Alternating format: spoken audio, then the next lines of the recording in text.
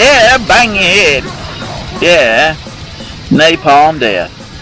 Yeah. You probably don't like that shit. You know, the sad thing about a lot of metal music is that you can't understand the lyrics. And the lyrics is what makes metal music important a lot of the time. So I put some of the lyrics up there. You know, you saw them. And so this is going to be about kids today. This is Ted living down to expectations, and I'm a member of the 47%. Getting an email while I'm talking. Yeah, I can't turn that thing off. So what I want to talk about today, the number 3 edition of Religious Hypocrisy. It's all about suffering the children. This is important for you to hear. My kids came home the other day and told me they had an election at school and said that Romney won by a landslide.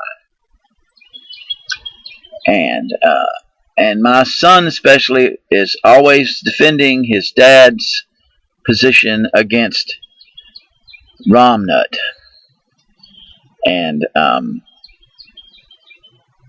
you know, kids don't understand. My kids don't understand. They listen to me and I tell them the truth about Romney and that he's not a good man. And then they go to school and they associate with kids who have been taught something very different by their parents. The majority of parents in this town are so confused and stupid. They don't get it. And they're teaching their kids things that are wrong, that are lies, and that are contradictory. And the kids are going to grow up so confused and saddled with problems. So this is important to listen to. The first thing I want to talk about is an article that was on Secular News Daily. What was that? Back in September on the 28th of this year by Tom Rees. It was called Subconscious Religious Prejudice in Children. And the article says, adults know they are not supposed to be prejudiced, but deep down they often are. But what about children? Larissa Heifetz and colleagues at Harvard University ran a series of studies to find out. And then the article explains how the study worked. It's kind of technical. You can look it up. I'll put the reference on the notes to this video. But they concluded that prejudice against other faiths is so deeply ingrained that it can have an effect even when these kids can't consciously identify any important differences between children of different faiths. So what we teach our kids, it's going to stick and it's going to stay with them. And if we teach our kids doctrine, and we don't teach our kids truth, and we don't teach our kids to seek the truth no matter what, and if we don't tell our kids, this is what I have learned, if you learn something different, please bring it to me because my goal is to know truth. If that's not what you're doing to your kids, then you're doing them a disservice. There was an alternate article by Katherine Stewart. I don't have the date on this one. I'm not sure. It was sometime last month, I think. And the title of it was The Littlest Missionaries, a new Christian plot to invade public schools. Exploiting a loophole, evangelicals are using children to spread their message in schools. That's the title and subtitle. The article says, the Constitution and the law prohibits adults from, say, establishing ministries within public schools aimed at proselytizing to the children during school hours. But a growing number of religious activists have come to realize that it's technically legal if they get their kids to do the work for them. It goes on to say, right now, a large group of fundamentalist organizations and church denominations is making a big bet that they will be able pull it off on a national scale starting in 2013. If you go to the Every Student, Every School website, we'll talk about that in a minute, you'll see that their dozens of promotional videos are first rate. The music is great, their cameras are professionally handled, the sound bites are short and snappy, and the message is very clear. As the website name implies, their idea is to proselytize every student in every public school in America through an aggressive adopt a school campaign. And the way to do it is to have the kids do what the grown-ups are not allowed to do. Establish full-fledged missionary operations inside schools. The article concludes, at their core, they do not accept that we live in a diverse society with a secular form of government. If their activities degrade support for the public schools or even destroy them, they will not be sorry to see them go. Let me have an aside here. I asked my kids if they had other kids in school coming up, preach to them, or if they knew about kids doing that, and they said, yeah, they knew about some, and they also know about some kids that, you know, they're atheists, say they don't believe in God. And but another more disturbing thing they said was that some churches come to schools and speak to students during school hours, especially one big mega church, First Assembly of God Family Church in Lufkin. You people, oh, I used to go there. I did, long time ago. But things are not like they used to be. They're not. I respected the separation, and I would have never gone to a public school to violate federal law. But apparently, they don't give a damn. But the effort is to proselytize kids. And I can understand, having come from that culture, how important it is for you to have your children understand truth.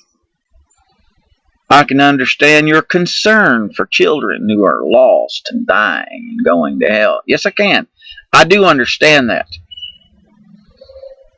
But on the other side of the fence, where I am now, I also recognize the fact that you should not teach your kids anything less than to seek the truth. If your faith is real and it's absolute, then it will hold up to anything your kids seek out. And if it's just a bunch of shit, just a bunch of doctrine, just a bunch of junk that won't hold water, and you program your kids to follow that stuff, then you are screwing them over. And you are not being fair. But let's look at this every student, every school movement. Let's see where it's going. Even if you are a Christian and what I just said pisses you off, you need to know this, because you may not realize where this is coming from and where it's headed. Everyschool.com is the website. Every student, every school. The whole emphasis is to send juvenile missionaries into schools and have them proselytize. Now, where does this organization come from? If you go to their website, there's this big, long list of affiliated organizations. Some of them well-known churches and religious organizations and campus organizations. But what you need to understand is this whole effort is sponsored and underwritten by a group called Campus Alliance. Who is that? It's a group that's led by someone who was very strong in Campus Crusade for Christ. And I used to think, that was a great organization. But it's changed, people. It's not what it was 30 years ago. If you're my age and you look back to think how they were so great at reaching kids, You need to step back and take a look at where it's gone. Because if you don't, you're liable to be shoving your kids into something you wish you hadn't. Everyschool.com, to Campus Alliance, to Campus Crusade for Christ, to this thing that I talked about on the last video called Dominionism. You don't believe me? Watch this video clip, this little excerpt. About this concept called the 7M mandate. In reality, it started with a conversation I had in the year 2000. I had been talking to Lauren Cunningham, who's the founder of Youth with a Mission, and Lauren was sharing with me about a conversation he had had with Bill Bright. The two of them were visited, actually, by the Lord within the same 24 hours, and God spoke to them and said they had a message to give the other man. That excerpt's by a guy named, Lance Wallnau, and one of the major proponents of dominionist theory or dominionist doctrine. And he says that these two leaders, Bill Bright, Campus Crusade for Christ, and Lauren Cunningham, Youth with a Mission, two very prominent members of the Campus Alliance and the Everyschool.com campaign. They said years ago, many years, over a decade, they said that they have a message from God, that God spoke to them. Now, how do you argue with a message from God? Alright, let's take a look at the next little snippet. God spoke to them and said they had a message to give the other man. And the message was that there are 7 molders of culture, or 7 world kingdoms, and that he who could take those kingdoms could take the harvest of nations. Now, this illustration is the way I see it. I look at it this way. I see those 7 molders of culture as being the religion mountain, as a metaphor for something you've got to take or climb. Then we have education, we could say, family. These are in no particular order of importance. They all represent the forces that shape societies and nations. Government, media, art, which is the entertainment mountain, and business, which is where we have the economics mountain happening also. Now, these 7 fields of influence are very powerful, so powerful, in fact, that he who occupies the top of those mountains can literally shape the agenda that forms nations. You see how it works? They don't believe that their job is just to reach kids at church or just to, reach the lost. Like I was taught all my life. No. Churches have been screwing up all this time, according to Wallnau. There's like, what do you say, 7 mountains that the church, the members of the church, have to climb and take control of. And the church is just one. It's family. In other words, ruling families. Education. Take control of education. That's where this organization is headed, to take control of education.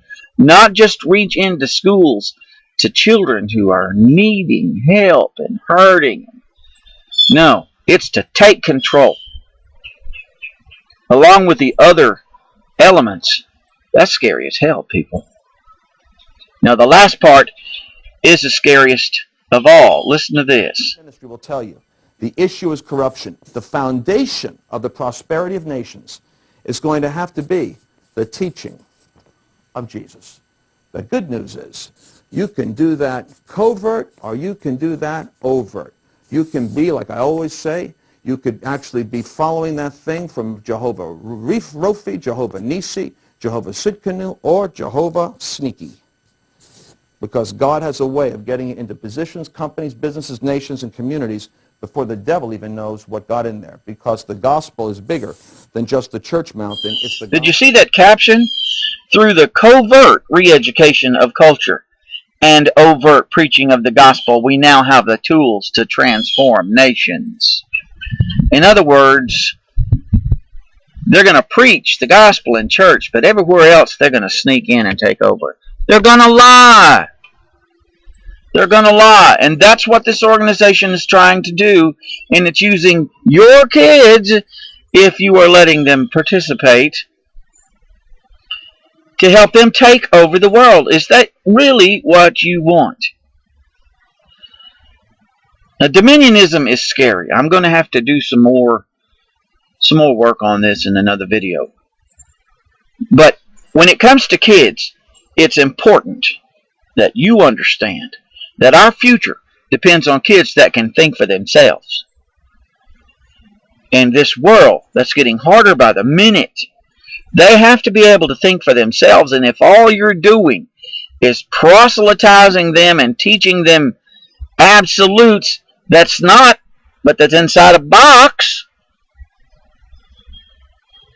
then you're dooming their future and the future of the country. And if you're pushing them into something like this garbage, every student, every school, which is focused on taking over the schools, it's just like the alternate article said. It said, at their core, they do not accept that we live in a diverse society with a secular form of government. If their activities degrade support for public schools or even destroy them, they will not be sorry to see them go. This isn't just sending a kid to school with the Bible.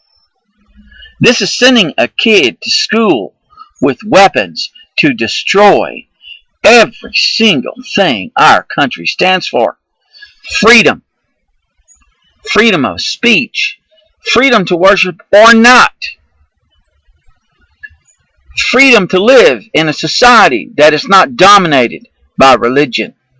Dominionism says the church, the people of God, should use whatever means necessary to take entire control of the world.